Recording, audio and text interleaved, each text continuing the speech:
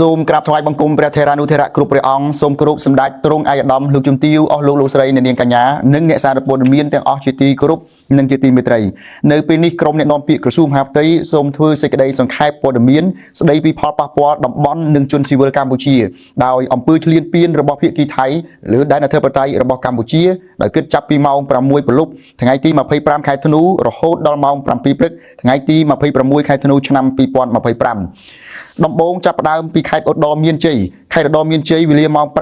5:57នាទីព្រឹកយោធាថៃបន្តវាយប្រហារលើកម្ពុជាដោយប្រើកាំភ្លើងធំផ្លោងគ្រាប់ជាច្រើនលើតំបន់ប្រាសាទតាមាន់ធំជប់កូគីតាក្របីនិងស្រុកបន្ទាយអំពិលវីរៈយុទ្ធជនជួរមុខកម្ពុជាឈរជើងយ៉ាងរឹងមាំអង្គអាចជាងជ័យរងចាំបទបញ្ជាការពារដែនអធិបតេយ្យស្របតាមច្បាប់អន្តរជាតិខេត្តព្រះវិហារយោធាថៃបន្តវាយប្រហារលើកម្ពុជាចាប់ពីតំបន់អានសេះតំបន់ប្រាសាទព្រះវិហាររហូតដល់តំបន់មុំ3និងតំបន់ស៊ីវិលផ្សេងទៀតខេត្តបន្ទាយមានជ័យយោធាថៃបន្តវាយប្រហារលើកម្ពុជាដោយបានផ្លោងគ្រាប់ចូលស្រុកអូជ្រៅស្រុកស្វាយជែកនិងស្រុកថ្មពួកជាតំបន់ស៊ីវិលប្រជាពលរដ្ឋរស់នៅប្រចាំថ្ងៃប្រកបមុខរបរនិងបម្រើការងារជាអចិន្ត្រៃយ៍វីរៈយុទ្ធជនជួរមុខកម្ពុជាឈរជើងយ៉ាងរឹងមាំអង្គអាចជាងជ័យរងចាំបទបញ្ជាការពារដែនអធិបតេយ្យស្របតាមច្បាប់អន្តរជាតិ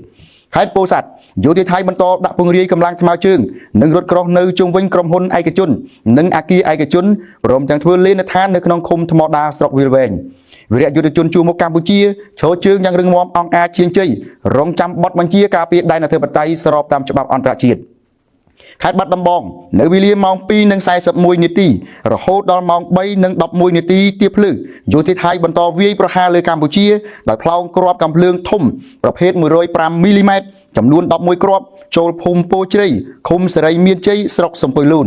វីរៈយុទ្ធជនជួរមុខកម្ពុជាឈរជើងយ៉ាងរឹងមាំអង្គអាចជាងជ័យការពារដែនអធិបតេយ្យស្របច្បាប់របស់កម្ពុជា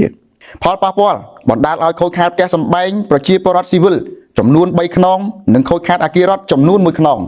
ដោយឡែកខេត្តកោះកុងនិងខេត្តបៃលិនសភាពការស្ងប់ស្ងាត់តែស្ថិតនៅក្នុងស្មារតីប្រុងប្រយ័ត្នខ្ពស់ជារួមគិតចាប់ពីវេលាម៉ោង6ព្រលប់ថ្ងៃទី25ខែធ្នូរហូតមកដល់ម៉ោង7ព្រឹកថ្ងៃទី26ខែធ្នូឆ្នាំ2025នេះអំពើឈ្លានពានរបស់រដ្ឋាភិបាលនិងយោធាថៃជាពិសេសការផ្លោងនិងទម្លាក់គ្រាប់គ្រប់ប្រភេទគ្រប់ទម្រង់ចូលតំបន់ស៊ីវិលបានបណ្ដាលឲ្យមានផលប៉ះពាល់យ៉ាងធ្ងន់ធ្ងរដូចខាងក្រោម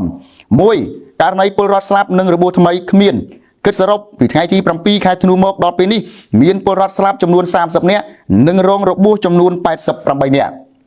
2ករណីពលរដ្ឋនៅជំរំភាសឹកគិតសរុបចាប់ពីថ្ងៃទី7ខែធ្នូមកមានជនភាសឹកសរុបចំនួន644,442នាក់ក្នុងនោះមានស្ត្រីចំនួន336,240នាក់និងកុមារចំនួន20,4992នាក់តួលេខនេះអាចមានការប្រែប្រួលជាបន្តទៀត3ករណីបំផ្លិចបំផ្លាញហេដ្ឋារចនាសម្ព័ន្ធរូបវន្តស៊ីវិលថ្មីខូចខាតផ្ទះសម្បែងបងប្អូនប្រជាពលរដ្ឋចំនួន3ខ្នងនិងអគាររដ្ឋមួយនៅខេត្តបាត់ដំបងគិតសរុបចាប់ពីថ្ងៃទី7ខែធ្នូមកដល់ពេលនេះការខូចខាតទ្រព្យសម្បត្តិឯកជនរួមមានផ្ទះប្រជាពលរដ្ឋស៊ីវិល145ខ្នងអគារឯកជន6អគារស្នាក់នៅសន្តាគារ5ស្ថានីយ៍ប្រេងឥន្ធនៈ1រថយន្ត27គ្រឿងម៉ូតូ1គ្រឿងលានទិញដំឡូង1អគារឃ្លាំងទំនិញ1បង្គោលអង់តែនទូរស័ព្ទ2ការខូចខាតទ្រព្យសម្បត្តិសាធារណៈរួមមានសាលារៀន6មណ្ឌលសុខភាព2សំណង់អគារ14វត្តអារាម5សាលាឆទាន1រថយន្ត1គ្រឿងប្រាសាទបុរាណ1ចំនួនស្ពាន5ផ្សារ1និងផ្លូវចំនួន3មកដល់ពេលនេះមានប្រជាពលរដ្ឋកម្ពុជាស្លូតត្រង់ជាងកន្លះលានអ្នកហើយរួមទាំងស្ត្រី50%ជាងនិងកុមារជាង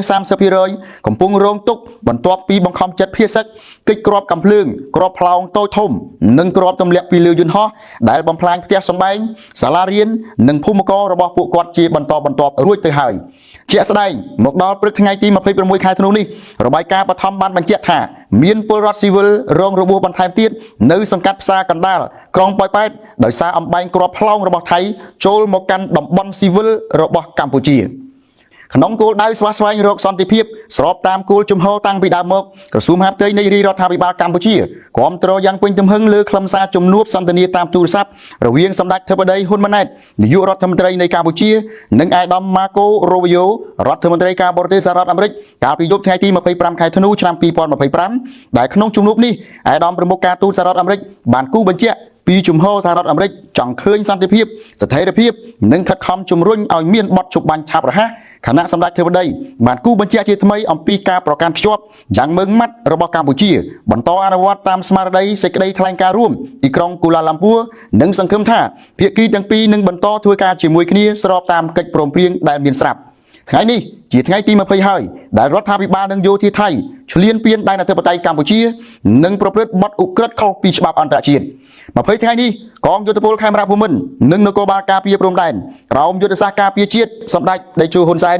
និងសម្ដេចធិបតីហ៊ុនម៉ាណែតបានតស៊ូប្រយុទ្ធការពារបូរណភាពទឹកដី